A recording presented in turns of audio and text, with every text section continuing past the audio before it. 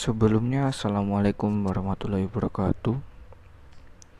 Di sini nama saya Anggi Rama Putra dari kelas SI 02 dengan NIM 2012-1534. Di sini saya akan menjelaskan tentang perkenalan diri. Perkenalan diri bagi saya ialah di mana seseorang memperkenalkan dirinya untuk khayal ramai, dengan jiwanya sendiri tanpa terpaku pada seseorang. Lanjut. Oke, kita pembukaan dulu.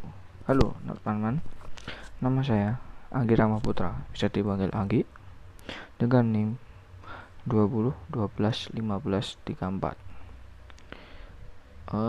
Kelas di 20 SI 02 Sistem Informasi. Terus saya belajar di Universitas Amikom Yogyakarta tahun ajaran 2020. Umur saya 20 tahun. Asal Trenggalek, Jawa Timur. Ada yang belum mengenal Trenggalek? Jauh. Oke, lanjut. Di sini saya akan membahas konsep diri. Yang pertama, konsep diri yang pertama yaitu persepsi seseorang terhadap dirinya sendiri dan interaksi dalam lingkungannya. Jadi, seseorang yang biasanya mengimplementasikan dirinya itu dalam bentuk kepada lingkungan, contoh lingkungan keluarga, lingkungan masyarakat, dan lingkungan teman-temannya itu. Terus yang kedua, identitas diri seseorang. Nah, di sini identitas itu maksudnya kita menjadi orang itu biasanya mempunyai identitas. Contoh seperti apa ya? Seperti kita punya teman, punya kawan, itu bagaimana kita memperkenalkan diri kita supaya bisa berteman dengan semua orang. Terus kita lanjut. Cuma 2 ya ini, maaf kalau terlalu sederhana. Terus yang kedua itu harga diri seseorang.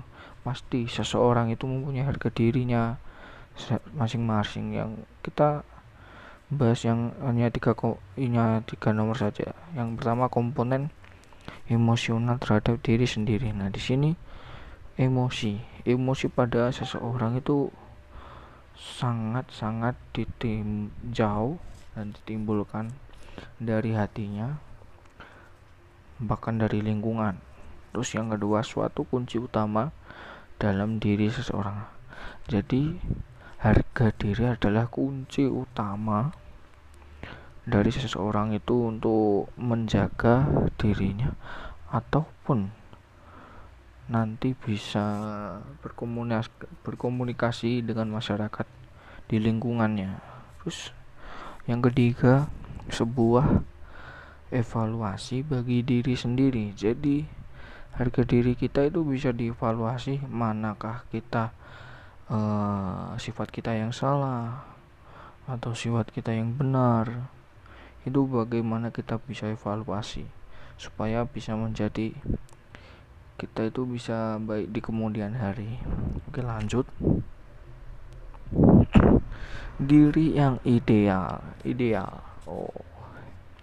Apa yang kita yang pertama itu kita ada 2 nomor. Yang pertama, apa yang kita harapkan ada atau terjadi pada diri kita. Nah, jadi harapan pada diri kita supaya bisa bersaing atau bisa berkomunikasi pada lingkungan itu bagaimana supaya idealnya itu agar semua orang itu bisa menerima kita. Terus yang kedua, gambaran orang mengenai keinginan dirinya terhadap suatu secara kualitas. Nah, di sini kualitas kita itu diuji bagaimana kita berkomunikasi, bermasyarakat. Itu kita kualitasnya harus dipresentasikan lah. Oke. Yang terakhir, citra diri. Nah, di sini citra atau cermin diri kita itu sebuah cerminan. Kita itu akan bagaimana? Kita itu gimana? Nah, gitu. Cermin atau citra diri kita. Ini cermin dari kehidupan diri. Nah, ini tadi cermin dari kehidupan diri sendiri. Kita bisa mencerminkan diri kita itu sifatnya apa, emosional atau bagaimana, itu kita bisa mencerminkan diri kita sendiri. Terus yang kedua, siapakah kita dan dari mana kita menurut pikiran diri sendiri. Nah, jadi siapakah kita? Kita itu bisa dalam hati itu bisa mengolah pikiran. Saya itu harus bagaimana? Saya itu gimana? Sifat apakah yang patut bagi masyarakat? Atau bagaimana cara kita berteman? Begitu. Oke, cukup singkat tapi.